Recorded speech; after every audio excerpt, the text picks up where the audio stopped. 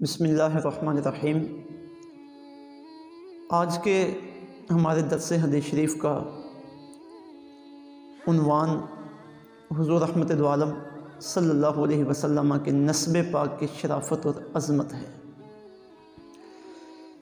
علماء امت کا قول مختار یہ ہے کہ حضور نبی کریم صلی اللہ علیہ وسلم کے تمام آباء و اجداد صاحب ایمان تھے۔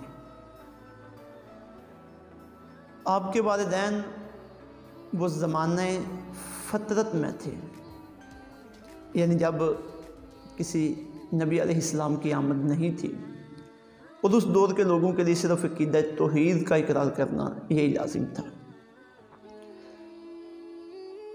ان کا کفر پہ مرنا معاذ اللہ، اس پہ کوئی بھی دلیل موجود نہیں ہے، البتہ ان کے اہل ایمان میں سے ہونے پہ بے شمار شواہد موجود ہیں۔ حتیٰ کہ امام جلال الدین سیوطی رحمۃ اللہ تعالیٰ علیہ آپ نے مستقل کتابیں لکھی ہیں آپ کے والدین کے ایمان پہ، اور بے شمار امت کے ائمہ نے، محدثین نے، مفسرین نے اس پر کلام کیا ہے، اور حضور رحمت دو عالم صلی اللہ علیہ وسلم کے آباء و اجداد کا اہل ایمان میں سے ہونا یہ ثابت کیا ہے۔ جن احادیث سے آقا علیہ السلام کے والدین یا والد کے حوالے سے کوئی اس طرح کی بات ملتی ہے جس سے کفر کی طرف اشارہ ہوتا ہے، یا جس طرح قرآن مجید میں حضرت ابراہیم علیہ السلام کے بارے میں آیا کہ انہوں نے اپنے باپ آزر سے کہا کہ آپ بت بناتے ہو، تو قرآن مجید کی اس آیت میں حضرت ابراہیم کے باپ یا جس حدیث میں آقا علیہ السلام نے اپنے والد کے بارے میں اس طرح کا اشارہ کیا ہے، تو وہاں مراد والد نہیں ہے بلکہ چچا مراد ہے، کیونکہ ترمذی شریف کی حدیث نمبر 3761 میں آقا علیہ السلام نے چچا کو والد کے مرتبے میں بیان کرتے ہوئے ارشاد فرمایا کہ ام الرجل سنب ابیہ، کہ آدمی کا چچا بھی اس کے باپ کی طرح ہی ہوتا ہے۔ تو عربی زبان میں اس کی گنجائش بھی موجود ہے کہ باپ کا لفظ بول کر چچا مراد لیا جائے، وہ ایک طرف بے شمار احادیث اور قرآنی آیات طیبات کی دلالت ہے۔ تو اس سب کو پیش نظر رکھتے ہوئے یہی بات سامنے آتی ہے کہ وہاں مراد چچا ہے، والد نہیں ہے، کیونکہ بے شمار احادیث طیبات ایسی ہیں جن سے آقا علیہ السلام کے آباء و اجداد کی پاک باز اور اعلی ایمان میں سے ہونے پر دلالت ملتی ہے۔ امام بخاری رحمۃ اللہ تعالیٰ علیہ نے حدیث نمبر صحیح بخاری حدیث نمبر 3851 میں آقا علیہ السلام کے شجرہ نسب شریف کا حضرت معد بن عدنان تک ذکر کیا ہے۔ ان کے الفاظ یہ ہیں کہ ہوا محمد بن عبداللہ ابن عبد المطلب بن ہاشم بن عبد مناف بن قصی بن کلاب بن مرہ بن کعب بن لوی بن غالب بن فہر بن مالک بن ندر بن کنانہ بن خزیمہ بن مدرکہ بن الیاس بن مدر بن نزار بن معد بن عدنان۔ یہ امام بخاری علیہ الرحمہ نے آپ کا شجرہ نسب بیان کی ہے۔ اسی طرح صحیح بخاری کی حدیث نمبر 3557 ہے۔ یہ حدیث مبارکہ حضرت ابو ہریرہ رضی اللہ تعالیٰ عنہ سے مروی ہے۔ اس میں آقا علیہ السلام اپنے نسب کی عظمت کو بیان کرتے ہوئے ارشاد فرماتے ہیں، قال رسول اللہ صلی اللہ علیہ وسلم بعثت من خیر قرون بنی آدم قرنا فقرنا، میں بنی آدم کے بہترین لوگوں میں زمانہ در زمانہ آگے چلتا آیا ہوں، حتی کنت من القرن الذی کنت فیہ، یہاں تک کہ اس دور میں میری ولادت ہو گئی ہے۔ اس حدیث پاک کا مفہوم اور مقصد یہ ہے کہ حضور رحمت دو عالم صلی اللہ علیہ وسلم پشت در پشت ہر دور کے بہترین زمانوں سے چلتے ہوئے آئے ہیں۔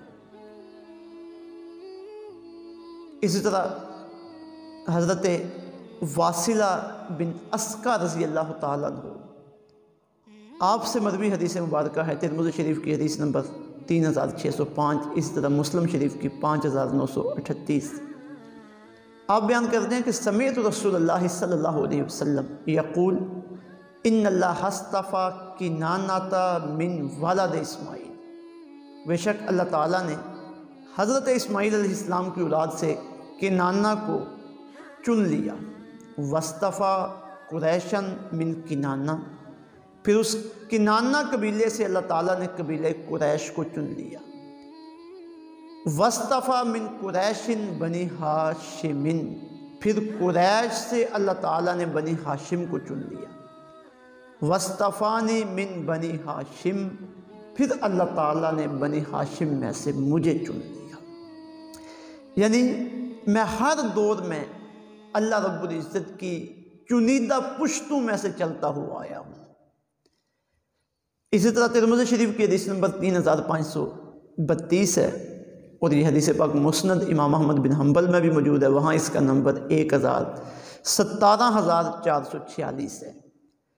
حضرت مطلب بن ابی وداع رضی اللہ تعالیٰ عنہ آپ اسے بیان کرتے ہیں کہ حضرت عباس رضی اللہ تعالیٰ عنہ جو آقا علیہ السلام کے چچا ہیں، انہوں نے کسی سے کوئی بات سنی کہ اس نے آپ کے نسب پہ اعتراض کیا، تو وہ آقا علیہ السلام کی بارگاہ میں حاضر ہوئے، اور جب آقا علیہ السلام نے اس بات کو سنا تو فرماتے ہیں فقام النبی صلی اللہ علیہ وسلم علی المنبر، آقا علیہ السلام ممبر پہ کھڑے ہوئے، ممبر پہ تشریف فرما ہوئے۔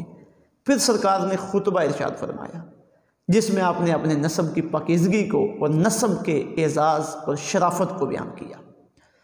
فرمایا من آنا، بتاؤ میں کون ہوں؟ فقالو، تو جو لوگ خطبہ سننے والے تھے انہوں نے عرض کیا انت رسول اللہ علیہ السلام، آپ اللہ کے رسول ہیں، آپ کے اوپر سلام ہو۔ قالا، پھر آقا علیہ السلام نے ارشاد فرمایا انا محمد بن عبد اللہ بن عبد المطلب، میں محمد بن عبداللہ بن عبد المطلب ہوں۔ ان اللہ خلق الخلق فجعلنی فی خیرہم فرقہ، اللہ رب العزت نے جب مخلوق کو پیدا فرمایا تو مجھے ان میں سب سے اچھے طبقے میں پیدا فرمایا۔ ثم جعلہم فرقتین، پھر اللہ تعالیٰ نے اپنی مخلوق کو 2 طبقوں میں تقسیم کیا۔ فجعلنی فی خیرہم فرقہ، تو اللہ تعالیٰ نے مجھے اچھے طبقے میں رکھا۔ ثم جعلہم قبائل، پھر اللہ تعالیٰ نے جب قبیلے بنائے فجعلنی فی خیرہم قبیلہ، تو اللہ تعالیٰ نے مجھے سب سے اچھے قبیلے میں رکھا۔ ثم جعلہم بیوتا فجعلنی فی خیرہم بیتا، پھر اللہ نے جب گھروں کی تقسیم کی تو مجھے سب سے اچھے گھر میں رکھا۔ وخیرہم نسبا، اور اللہ نے مجھے اچھے خاندان میں پیدا فرمایا۔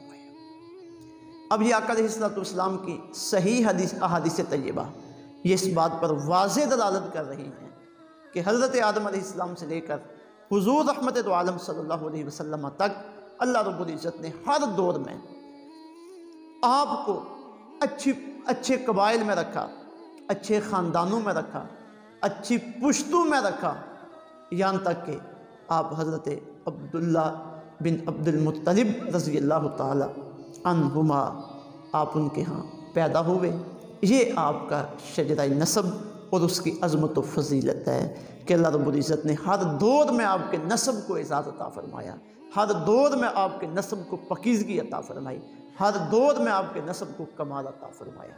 اللہ رب العزت حضور رحمت دو عالم صلی اللہ علیہ وسلم کے بارے میں ہمیں صحیح عقیدہ رکھنے کی توفیق عطا فرمائے اور آپ کی محبت عطا فرمائے۔ وما علینا الا البلاغ۔